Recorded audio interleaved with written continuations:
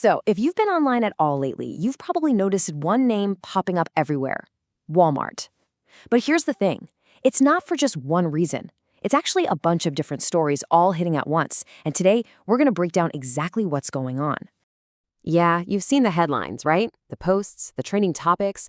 But this isn't some simple one-off event. It's like a whole bunch of different threads, all weaving together at the same time. So the big question is, what's really going on here? Well, we've got the clues, and we're going to piece this puzzle together. All right, clue number one. This is probably the one that feels most familiar to a lot of us, because millions of people experience it every year. That absolute last-minute holiday shopping frenzy. I want you to picture it. It's Christmas Eve. The clock is ticking down, and you realize you forgot a gift.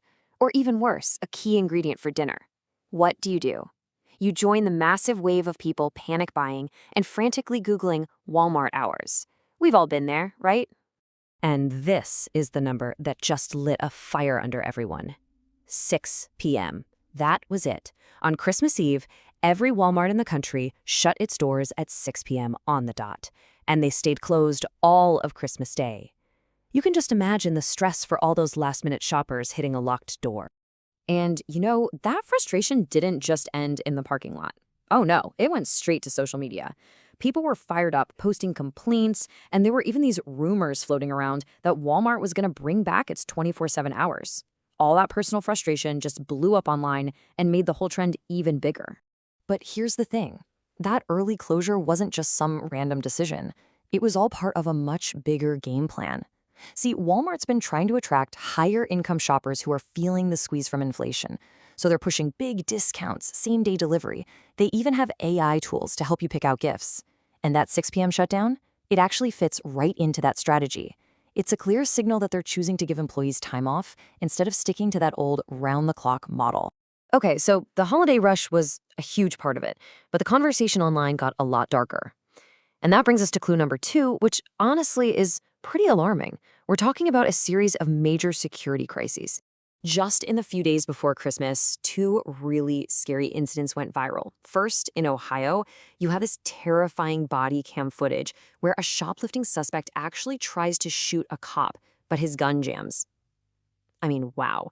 Then, on Christmas Eve of all days, in North Carolina, shots were actually fired inside a store. People were running for their lives. Naturally, these stories just exploded online and kicked off this huge debate about, is it even safe to shop anymore? And this debate got intense fast. Critics started throwing around some really serious accusations. Some people were even calling Walmart the most dangerous place to shop in America. I mean, that's a powerful statement, right?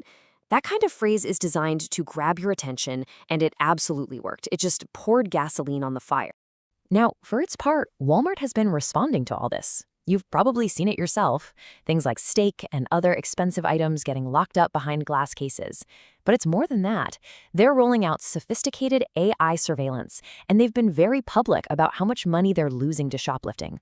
They're basically using that data to push for tougher anti-theft laws. All right, let's zoom out a bit for clue number three. We're moving away from the chaos on the store floor and heading straight into the boardroom. Because there are some really deep, fundamental changes happening inside the company that are a big piece of this puzzle. So over the last few years, Walmart has basically reinvented itself into what the business world calls an omni-channel giant. Fancy term, I know. But all it really means is they've made their physical stores, their website, and their app all work together as one smooth system. So whether you're in the store or on your couch, it feels like the same Walmart. And let me tell you, from a business perspective, this strategy has been a home run, a massive success. But this success story has a flip side, and it really gets to the core tension of the whole company. On one hand, you have these incredible record-breaking profits. You have amazing efficiency, with something like 60% of their stores using automation now. But on the other hand, you have the human cost. You hear these constant stories about low wages, and then there's a 3-year hiring freeze. And why? To help pay for all that investment in AI and automation. It's a classic conflict. And when you dig into it, the workforce situation is really complicated. That big push into AI, it's a direct reason they're hiring fewer people. At the same time, they're outsourcing jobs like remodeling stores, but they're also trying to train more people for skilled jobs like welding. And all of this is playing out while the company continues to face a lot of heat for its labor policies, which is nothing new for them. Okay, on to our fourth and final clue. And this one brings it all home because it's personal. It's not about store hours or corporate strategy. This is about a direct threat to you and me, the consumer. Heads up on this one, there is a huge robocall scam making the rounds right now. Scammers are pretending to be from Walmart, and according to the authorities, they're hitting hundreds of thousands of people every single week. It's a massive operation. And here's how it works, so you can spot it. It's pretty simple. First, the phone rings, it's a robocall. They tell you you've won some amazing prize, like a brand new PlayStation.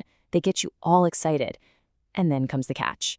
Before you can get your prize, you have to pay a small fee. That's the red flag. That's the scam. It's an old trick, but the sheer number of people getting these calls is why it's become part of this whole conversation.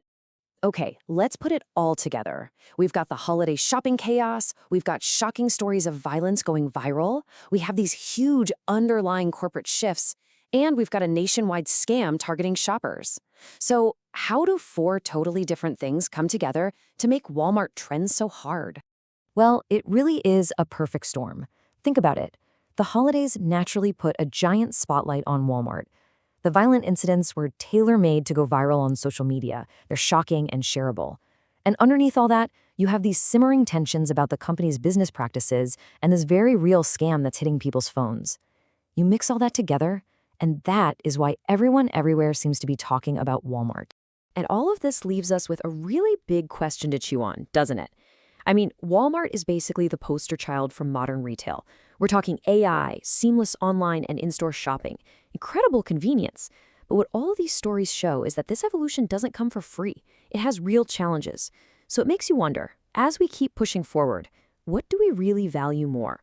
Is it the incredible convenience and efficiency we're getting, or is it the safety and security of our community?